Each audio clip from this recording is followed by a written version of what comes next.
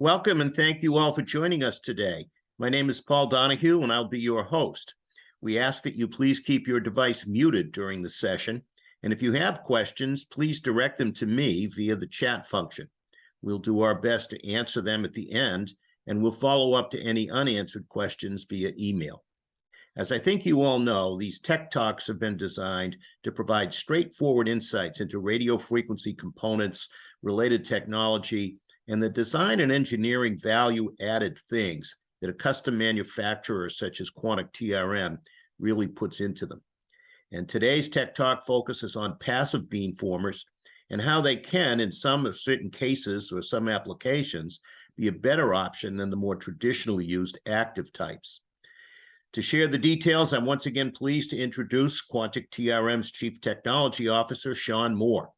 The author of 2 U.S. patents and a number of white papers and technical articles on passive microwave technologies, Shaun has been with Quantic TRM since the late 90s, and his passion has only increased over the years, especially when it comes to solving our customers' design and engineering challenges. So once again, welcome, Shaun. Can you share an overview of today's session? Yeah, certainly. Thank you, Paul.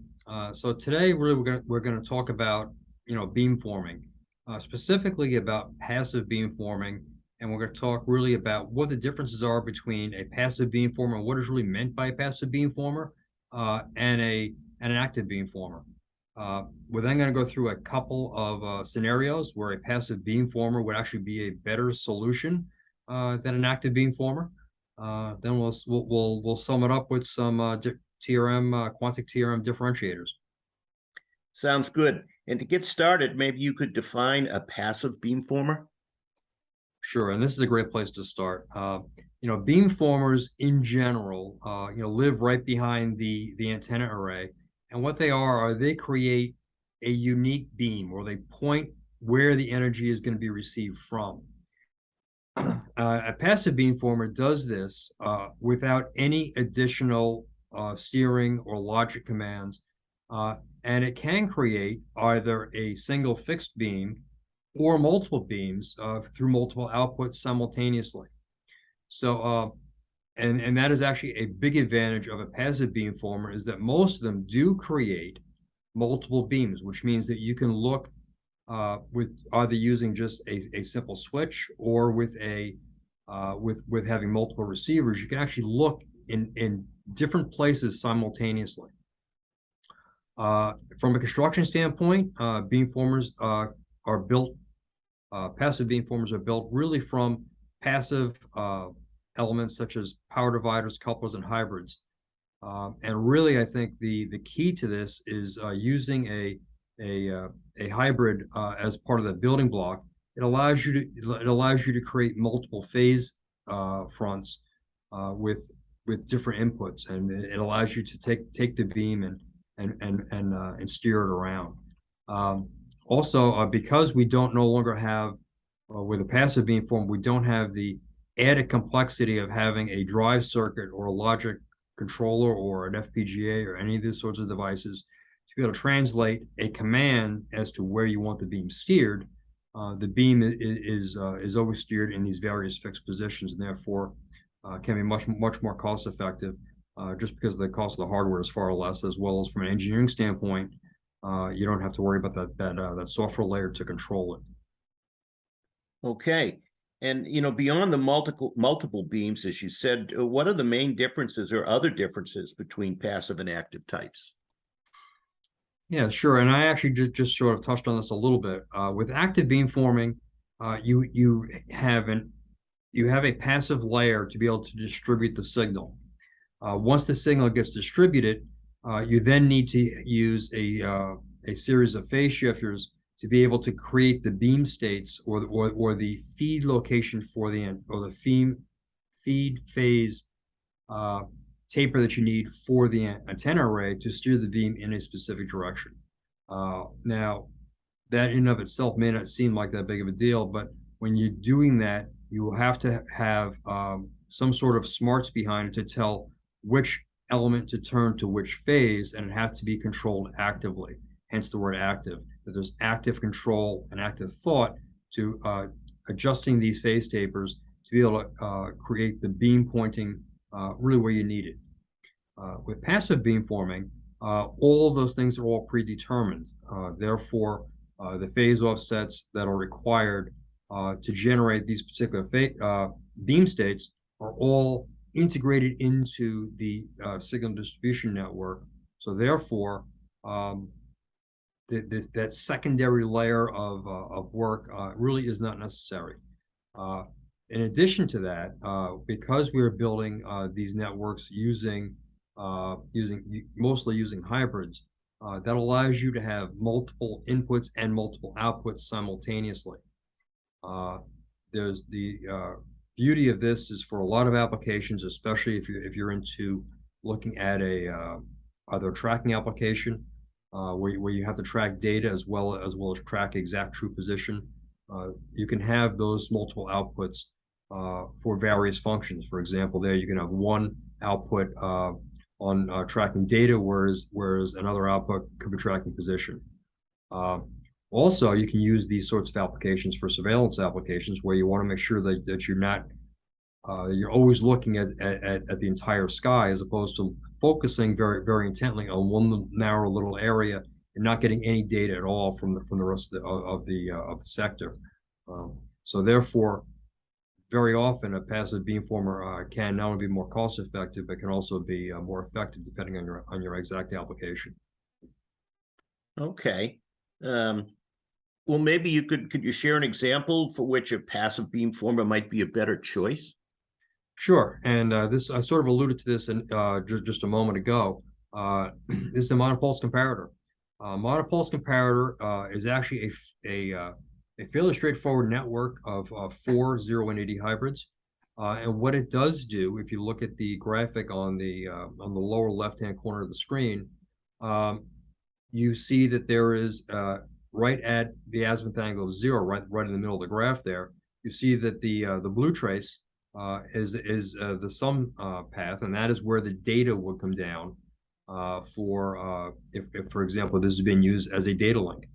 The other path there is that kind of purplish color, and that one there actually is the difference. So what this does is it takes a simple 4 antenna element array and creates 2 delta patterns. So for tracking data, you want to make sure that you always have the peak of the beam pointed directly at the source. Therefore, you get the best data transfer. Well, how do you do that? You have the data coming in on one port, then you have 2 other ports, one controlling the azimuth and one controlling the elevation, and they get in that input gets fed into the controller network. And what you want to make sure of is that those 2 delta patterns are always tracking a null. If they're tracking a null, this way you know that your data coming in is always on the absolute peak of the signal. So this is one application. Another application for this, again, since that null is quite narrow banded, you can use it for very accurately determining angle of arrival of a threat. So not only can this be used, for ground-based tracking systems, or data or up or down data links, it could also be used for tracking systems to determine the exact location of a particular threat. And again, you can have the sum pattern tracking the threat, and looking at the threat signal with the delta signal, with the 2 delta paths coming back and giving you the exact location of where that threat is. So many applications for a fairly simple device of a monopulse comparator. Pretty powerful device. All right. Now, so in this example, you referred to the beamformer as being a tracking beamformer. Is that the only application for which you'd prefer a passive one? No, absolutely not. For surveillance, for example, really what you want to do is you want to make sure that you can look across multiple sectors or multiple areas simultaneously. A Butler matrix is a good example of that. And what the element that's on the screen is what we call a 4x4 Butler matrix. We also make these things quite larger as well, as 8x8s and 16x16s. But what each one of these does is it allows you to create multiple antenna beams, and which beam that you see is depending on which output that you hook up to. This allows you to simultaneously scan an area and determine where a threat is coming from, or what, so for a surveillance application where you want to look to see where that is, you can then connect all four outputs up together and monitor them all simultaneously to determine really in what general area is the threat coming from. This can be quite useful for early warning radars and those sorts of devices where you're really looking for, you don't know where the threat's coming from. You just want to make sure that you catch it as soon as you can. Again, if you're looking at an active array, active arrays are really quite good at looking in one specific area at one moment in time. And if you're looking to the right and a threat happens to the left, you're going to miss it. The beauty of a Butler matrix for an application like that is you can actually look at both the right and the left at the same time, and therefore, if a blip happens to come up, you have a much better probability of detecting that error as soon as it happens. The two scans that are on that you see on the screen there on the lower left-hand side. The one on the far left is sort of beam patterns that you get for a 4x4 Butler matrix. The one in the center is for an 8x8. The more antenna elements that you add, the narrower the beam and the more focus you get for your for getting data back and forth. The other thing also these things actually are quite good at is if you have a known angle for your link, you can just fire up that one angle and you don't have to have any of the overhead to control that. It will all be done, it'll be fixed, and you can certainly maintain these links really a very little amount of work on the rest of the system standpoint, and it can be a very reliable beam steering application. Something else that you can do with this is you can actually combine passive networks. So what this example here is we are combining 4 Butler matrices together to give us full 360-degree coverage for every sector. And as you can see here, you can get quite fine resolution as to the angle of where the threat is versus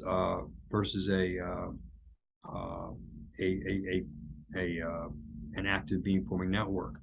Also, this sort of application has a lot of applications for cell type sites where you're trying to get good coverage in any one particular sector to help with whether you're talking about total data through any one particular channel.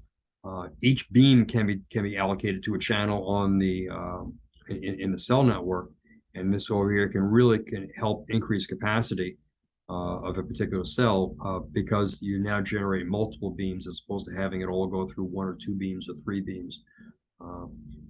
As you can see here, this particular example takes an 8x8 Butler matrix. If you use 6 of the 8 popular potential beams, you can then create 24 beams that cover the entire horizon. And this actually can be a very effective way to be able to have full 360-degree coverage with essentially 4 receivers. Or basically with 1 receiver, depending on how many switches that you want to put in there. But a very powerful application. Okay. Now, you had mentioned cost differences earlier. How does cost become a factor in determining which type of beamformer is best? Sure. So one way, and this is actually another application to how we can actually go in there and be able to build this. Passive networks obviously do not have the entire software control layer. Creating FPGAs and the sort of programming language to steer those phase shifters are very expensive. Another way now to help control cost is that we can take Butler matrices and we can actually cascade them. So by cascading, for example, a Butler matrix that will scan a beam, say in azimuth, you can then take another array of Butler matrices and put those perpendicular to it to scan it in elevation. Therefore, if you were to have 8 4x4 Butler matrices, you can generate 16 unique beams that scan in both elevation and azimuth, the same way that an active phased array would be able to do it if you had a two-dimensional phased array. So you can have the same sort of application that you would have for an active phased array in a passive solution, and still be able to scan the beam in multiple planes simultaneously. And again, this could be done for much less cost than what an active phased array would be. Well, great information as usual, Shaun. Would you like to summarize? Sure. So really what we're looking for here are applications where we can use this sort of passive technology. Tracking applications, the monopulse comparator, really, I'm hard pressed to think of a better solution if you're trying to develop a sort of a tracking system. It's a simple 2x2 antenna configuration. It gives you really highly accurate information as to where the source is coming from, and it gives you a good data link to be able to pull data down from there. The Butler matrix again gives you the option of simultaneous beams, and this is very good if you're in surveillance, early warning radar, or creating sort of cell networks where you need a variety of high gain beams.